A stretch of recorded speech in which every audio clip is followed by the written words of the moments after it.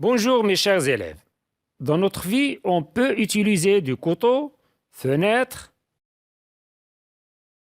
tuyau, chaise, stylo, bureau,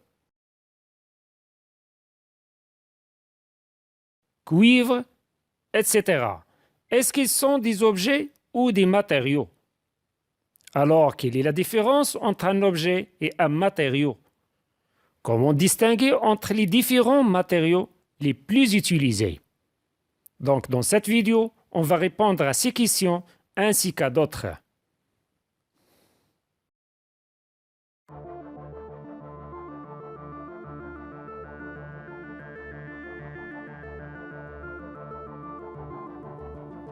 On commence par les exemples suivants.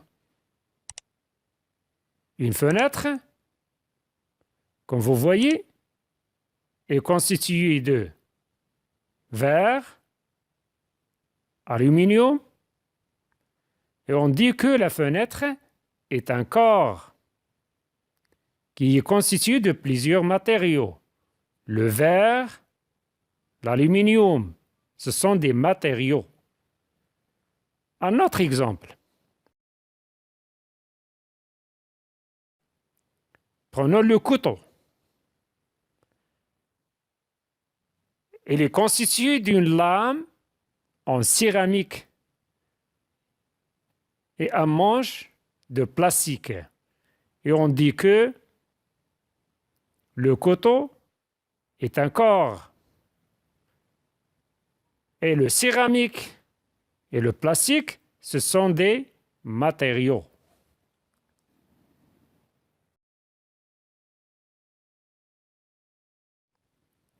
En résumé, le titre de notre leçon est Objets et matériaux. Grand 1, distinction entre objets et matériaux.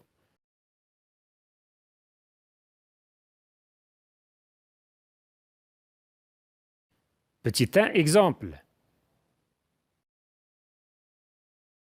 La fenêtre est un corps, on peut dire aussi un objet, est constitué de plusieurs matériaux.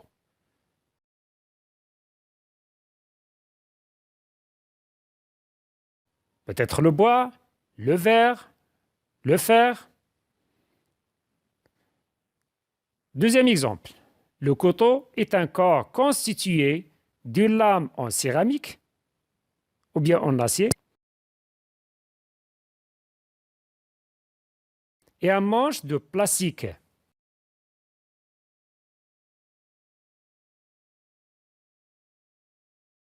D'après ces exemples, quelle est la différence entre un objet et un matériau?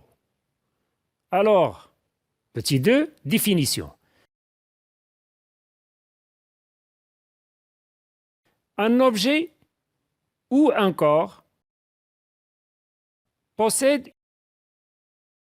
une forme géométrique bien définie.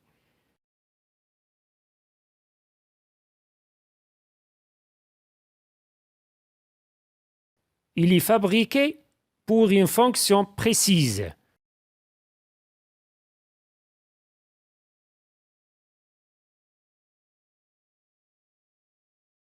Par exemple, une bouteille, elle a une forme géométrique bien définie.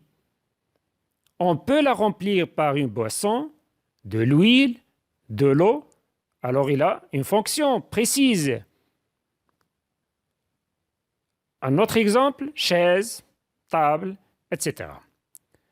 On appelle matériau toute matière employée pour la fabrication des objets.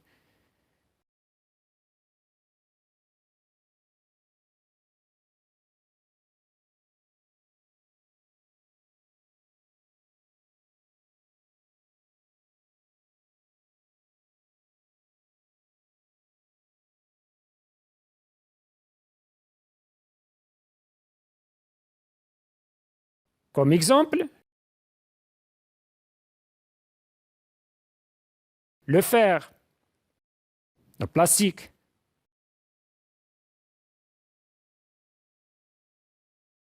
le verre, etc. Alors, quels sont les matériaux les plus utilisés dans notre vie quotidienne? On peut distinguer trois grandes familles de matériaux.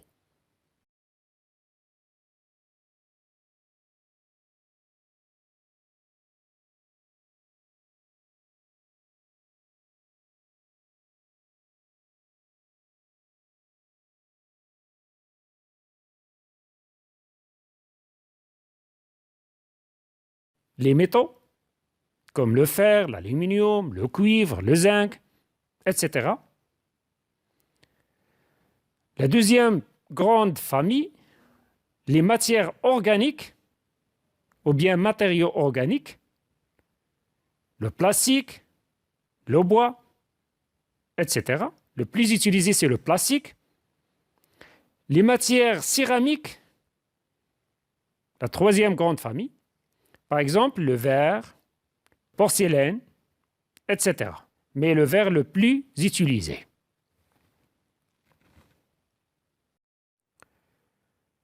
La question qui se pose maintenant, c'est de savoir, par exemple, une lame, à quelle grande famille de matériaux appartient.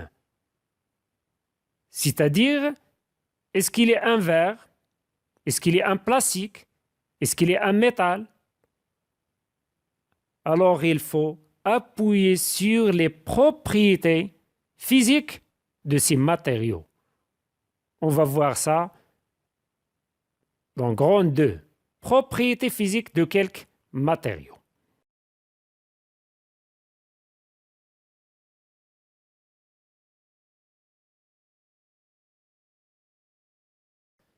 Chaque famille de matériaux présente un ensemble de propriétés communes.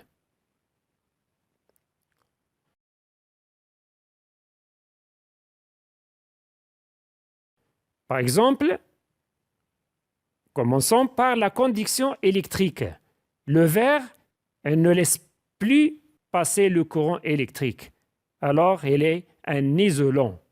La même chose pour le plastique, est un isolant.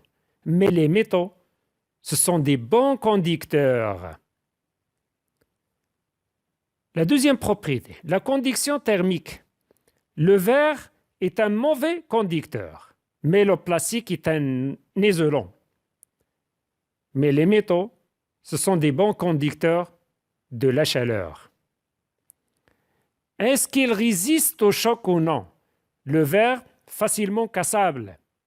Le plastique, fragile et flexible. Mais les métaux résistent bien au choc. Est-ce qu'il réagit avec les matériaux? Le verre ne réagit pas. Le plastique, la même chose. Mais les métaux, la plupart d'entre eux réagissent. On va voir ça dans une autre leçon. L'opacité, c'est-à-dire est-ce qu'elles sont transparents, translucides ou opaques? Le verre, il peut être transparent. Le plastique peut être opaque ou transparent, bien sûr, entre les deux, c'est-à-dire translucide. Mais les métaux sont généralement opaques. Selon ces propriétés, les matériaux sont utilisés dans de nombreux domaines.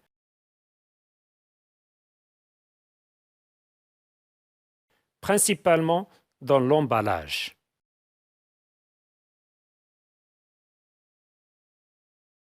Tous les métaux sont des conducteurs électriques, des bons conducteurs de la chaleur, opaques. Mais comment distinguer entre eux? Entre le fer, l'aluminium, le zinc, le cuivre, etc. Par exemple, si on a ces 4 métaux, regardez, on a l'aluminium, on a le cuivre, on a le zinc, on a aussi le fer. Comment faire pour distinguer entre ces métaux? Tous les métaux sont caractérisés par l'éclat métallique, brille. La plupart des métaux ont une couleur grise, mais le seul que vous voyez parmi ces 4 a une couleur différente, a une couleur rouge brique, c'est le cuivre. Alors le cuivre est reconnaissable grâce à sa couleur rouge brique. Il reste trois métaux. Comment distinguer entre ces trois métaux? On peut appuyer sur une propriété, c'est la propriété magnétique. Le fer est attiré par l'aimant. On a d'autres métaux qui sont attirés par l'aimant, par exemple le cobalt, le nickel. Très bien. Il reste le zinc et l'aluminium. On peut différencier le zinc de l'aluminium par leur densité, c'est-à-dire leur masse volumique. Et on sait déjà que l'aluminium est plus léger que le zinc. Alors, on va utiliser la balance pour comparer ces masses. Parce que, comme vous voyez, elles ont le même volume, même longueur, même épaisseur, même largeur. Alors, elles ont le même volume.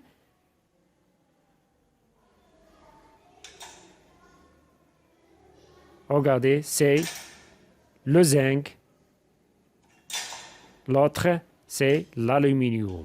Car la masse volumique du zinc est plus grande que la masse volumique d'aluminium. Et on peut distinguer le zinc par la propriété de la malléabilité, c'est-à-dire qu'il se déforme facilement.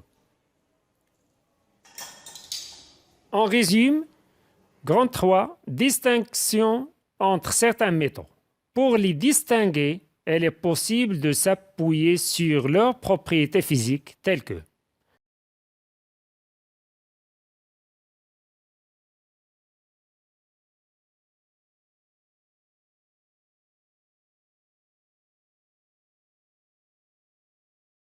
la couleur. Le cuivre est reconnaissable grâce à sa couleur rouge brique.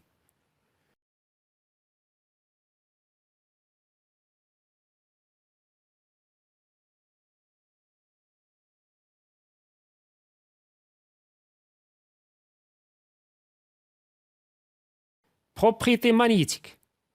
Le fer est attiré par l'aimant.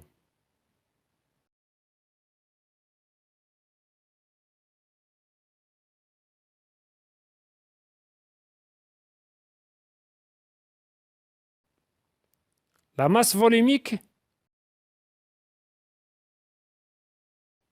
Chaque métal a une masse volumique propre.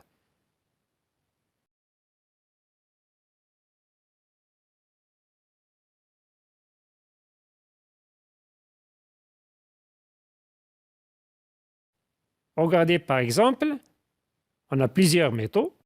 L'aluminium, sa masse volumique en grammes par centimètre cube est égale à 2,7. Le zinc, 7,1. Le fer, 7,9. Le cuivre, 8,9. L'argent, 10,5. L'or, 19,3. Alors, ρCu, le symbole de la masse volumique, c'est ρ. ρCu, la masse volumique de cuivre, est plus grande que la masse volumique de fer, est plus grande que la masse volumique de zinc, est plus grande que la masse volumique d'aluminium. On a plusieurs types de plastique, mais comment distinguer entre eux? Comme vous voyez, on peut trouver des triangles inscrits sur le plastique. Ce triangle est connu sous le nom de triangle de Mobius. Et on a des codes à l'intérieur de ces triangles.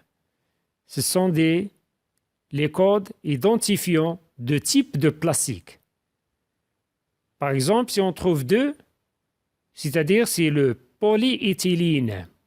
Si on trouve 6, c'est le polystyrène. Si on trouve 3, c'est le polychlorure de vinyle. Si on trouve 1, c'est le polyéthylène terephthalate PET, etc. On a de 1 à 7. Alors, grande 4, distinction entre certains plastiques. Tous les matériaux plastiques portent un symbole en forme de flèche triangulaire.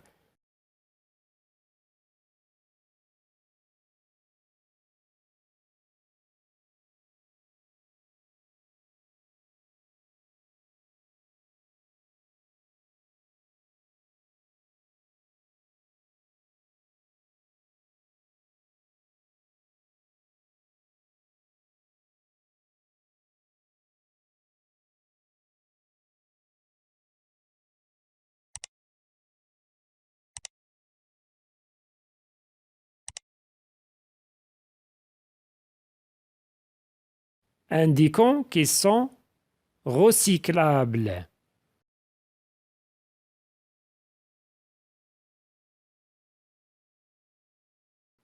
Elles portent chacun un numéro indiquant le nom du matériau.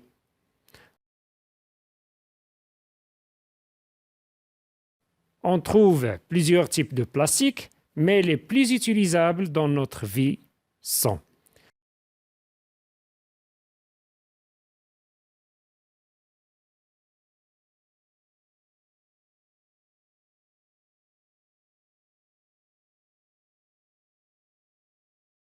le polyéthylène PE.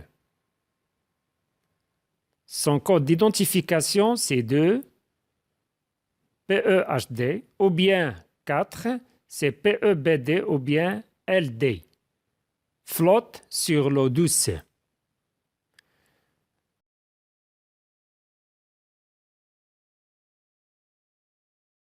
Un autre type de plastique, le polystyrène PS.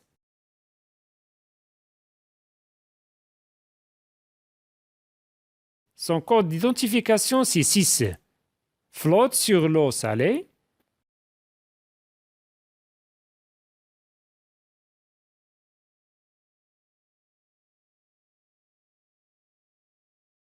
Et il est soluble dans l'acétone. C'est une solution. C'est un liquide.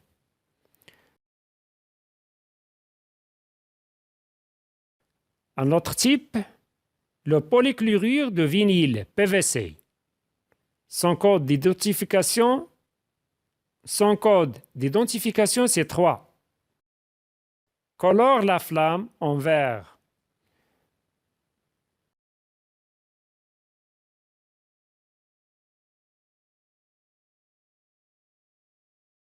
Un autre type de plastique, c'est le polyéthylène terephthalate, PET.